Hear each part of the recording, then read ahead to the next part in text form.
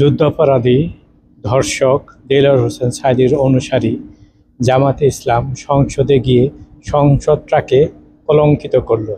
তারা সংসদে জাতীয় সঙ্গীত বাজানোর সময় উঠে না দাঁড়িয়ে যে ধৃষ্টতার পরিচয় দিল, তাতেই বোঝা গেল এরা এখনও পাকিস্তানের জারজ বীজ হিসাবেই আছে। সেই সাথে সাথে এনসিপির এমপিরাও পাকিস্তানের জারজ বীজ হিসাবে নিজেদের চিহ্নিত করলো আরও বেশি করে। জাতীয় সঙ্গীত যারা মানে না, তারা আবার বাংলাদেশের সংসদ সদস্য হয় কিভাবে? তারা তো সেই দেশের সংসদ সদস্য হওয়ারই যোগ্য নয়। তারা পাকিস্তানের যারা সন্তান, পাকিস্তানের সংসদ সদস্য হবে। এভাবে কখনো সংসদে কেন, সংসদের বাইরেও বাংলাদেশের জাতীয় সঙ্গীতকে কেউ অপমান করেছে বলে আমাদের জানা নেই।